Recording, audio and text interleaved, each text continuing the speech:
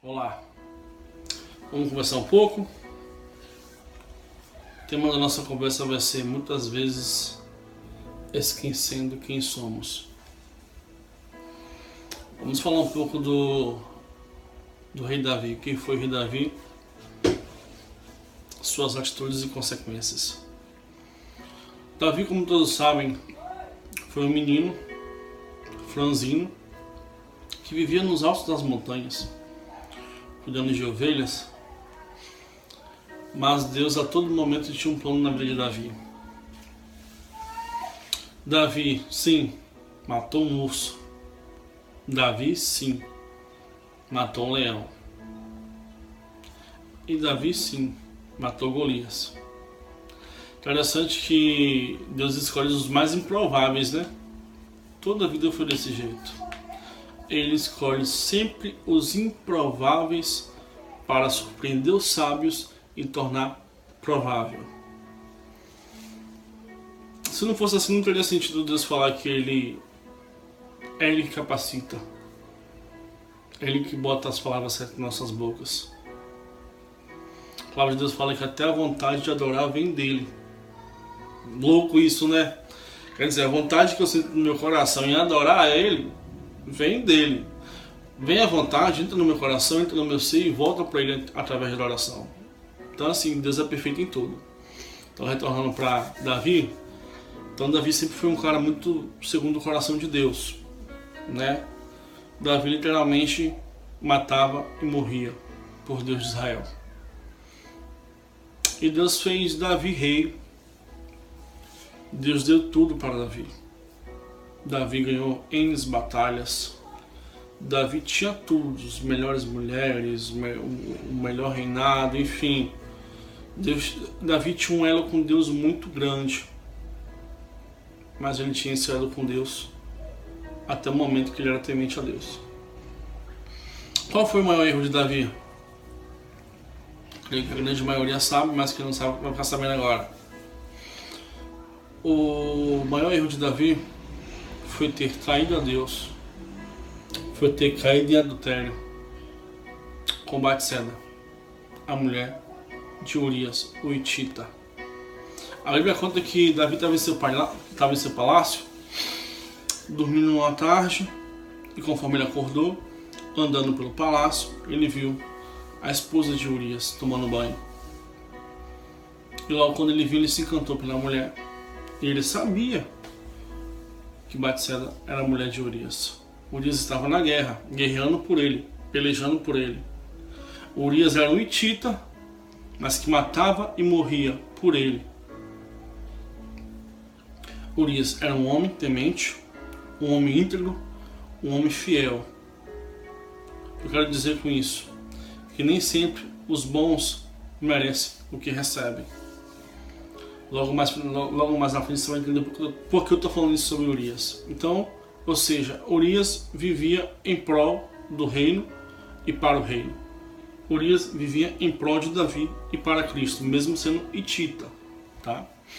E aí a Bíblia conta que Davi mandou chamar a esposa de Urias e se deitou com ela. Muitas das vezes nós clamamos a Deus por algo, ou nós somos agraciados com Deus, por Deus, com algum dom, com algum ministério. E conforme vai passando o tempo, vai passando os anos, meio que nós vamos entrando num certo comodismo. E aí onde é que mora o engano? Eu tento imaginar que Davi já pensava que ele já tinha tudo. O que mais ele poderia ter? Poxa, eu tenho um Deus de Israel ao meu lado. Eu sou o Senhor da guerra. A palavra de Deus fala que Davi tinha uma tropa de elite chamada os Valentes de Davi.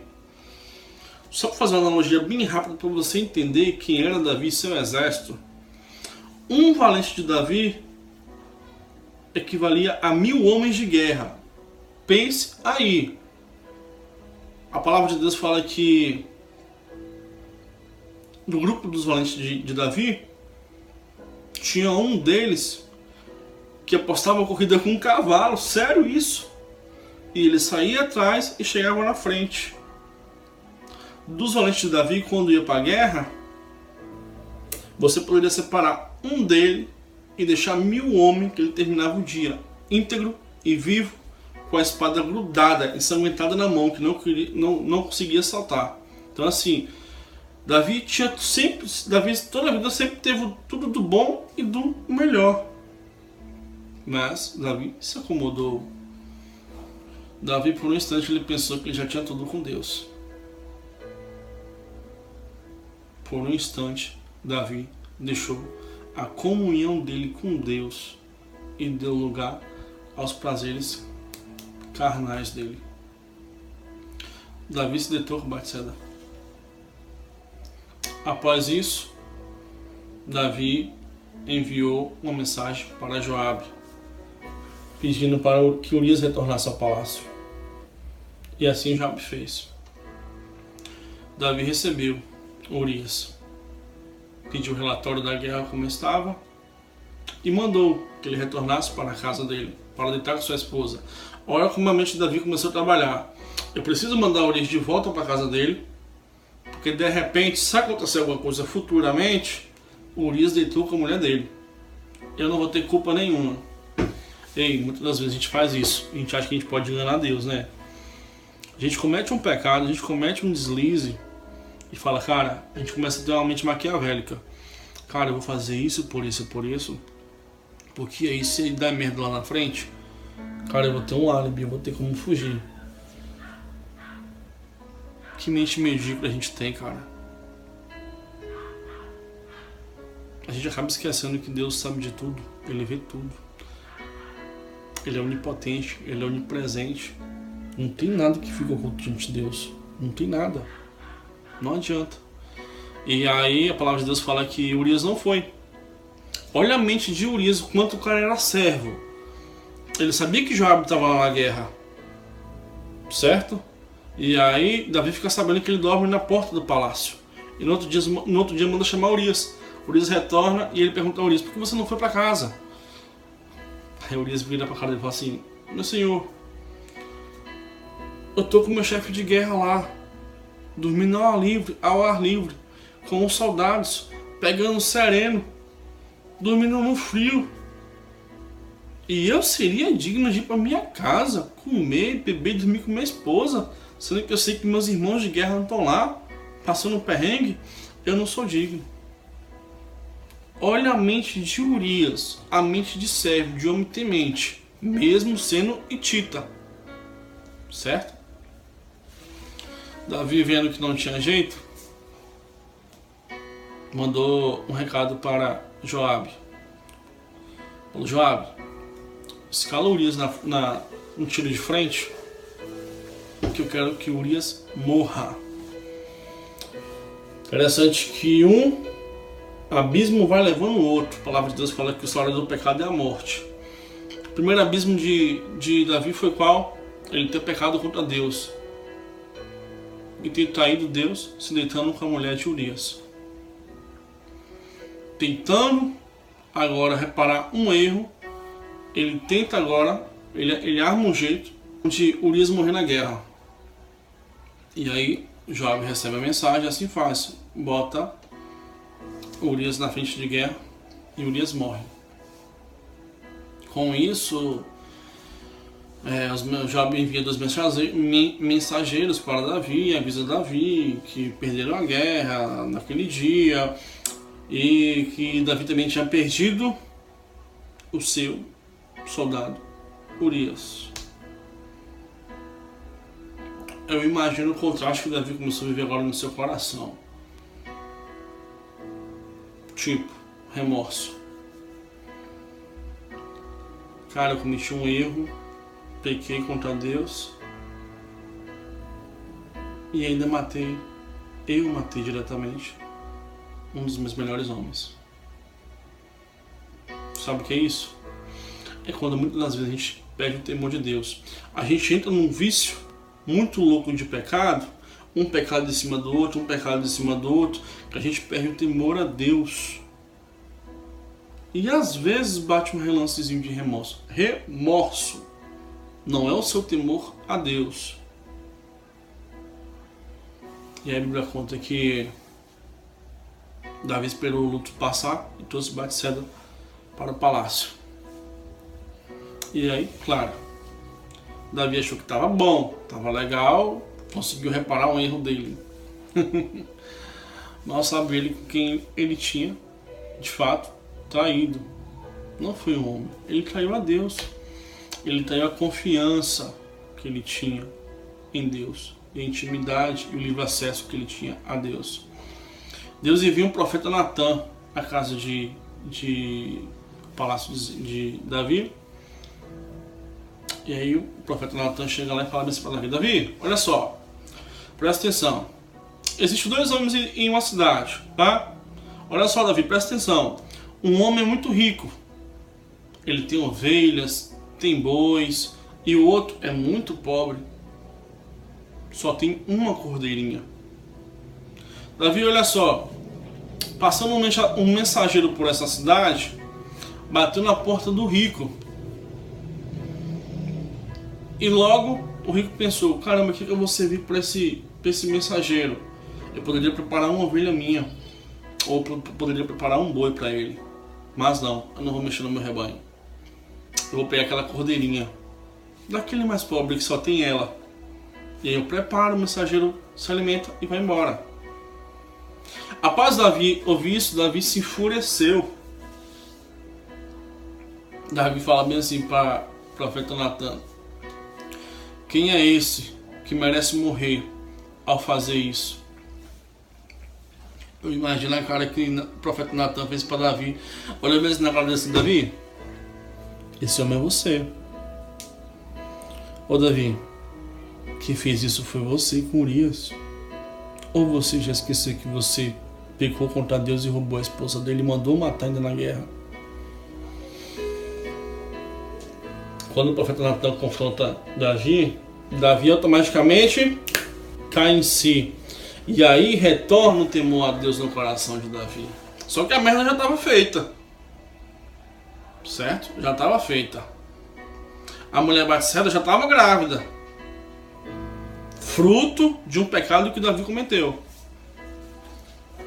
E aí Davi cai em si. Fala: que merda, pequei contra meu Deus. O profeta Natan não para por aí. O profeta Natan começa a se revelar a ele, de fato, falando que ele tinha pecado contra Deus, que a mulher estava grávida, mas que Deus perdoaria ele sim. Se ele se arrependesse todo o coração, Deus ia perdoar ele, mas ia ter uma consequência como um pagamento daquele pecado que ele tinha cometido. E sabe qual foi o pagamento de Davi? O filho dele. O filho que ele estava esperando com Batseba. O menino nasceu. E Deus já tinha falado para Davi que o menino ia morrer. Quando o menino nasceu, o menino ficou doente por 7 dias. E Davi, igual um louco, começou a jejumar, começou a clamar. A Bíblia conta que ele passou um dia todo estirado no chão, de cara no pó, clamando a Deus pela vida do menino. E o menino, após o 7º dia, morre. E aí Davi se arrepende de todo o coração. Davi se arrepende de todo o coração que os seus ossos doíam. Você consegue entender? Que não existe pecado, que não exista arrependimento, que não exista perdão. Às vezes a gente cai num ciclo vicioso de pecados, pegadinho, que muitas das vezes o diabo coloca na nossa mente que nós não somos mais dignos do reino, que nós não merecemos mais a Cristo, que nós não merecemos mais a salvação. Muitas das vezes nós precisamos nos matar, tirar a vida. E é isso que o diabo quer.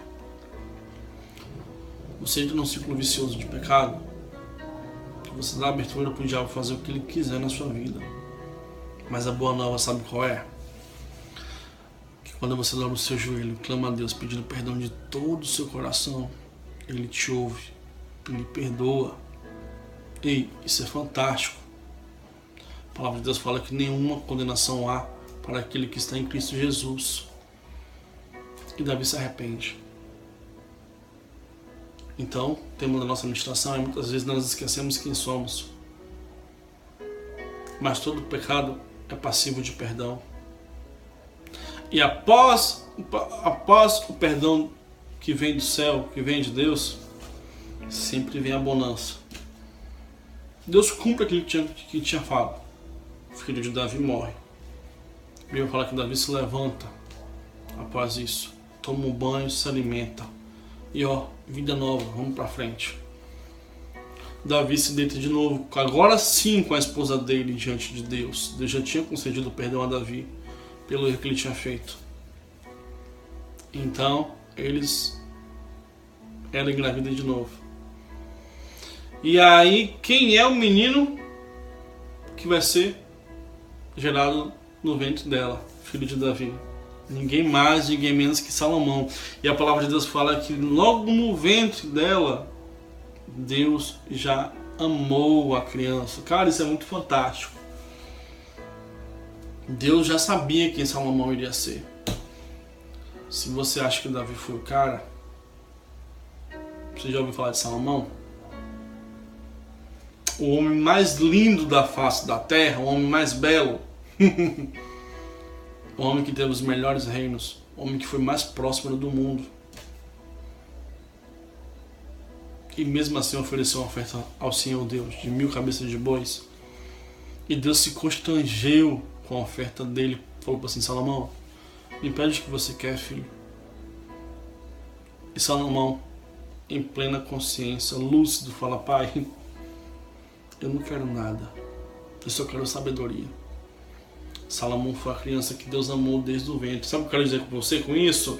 Que não importa o que você fez, se você se arrepende de todo o coração e segue em frente e não comete mais aquele pecado, logo mais à frente vai vir a bonança. Vai vir a colheita.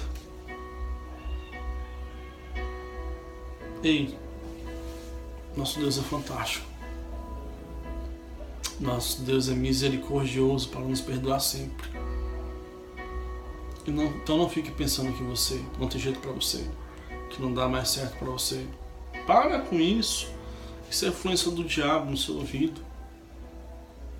Teve jeito para Pedro. Teve jeito para Paulo, perseguidor. Teve jeito para Júnior. Tem jeito para você. Receba essa palavra. Tem jeito para você. Ele te ama. Ele quer de fato que você se arrependa de todos os seus pecados, de todo o seu coração, e viva uma vida íntegra diante dele. Amém? Receba essa palavra. Que seja como um flecha em seu coração. Que você seja edificado por ela. Que o Espírito Santo de Deus toque sua vida. Que você seja transformado. Amém? Até a próxima. Deus te abençoe. E tamo junto. Valeu!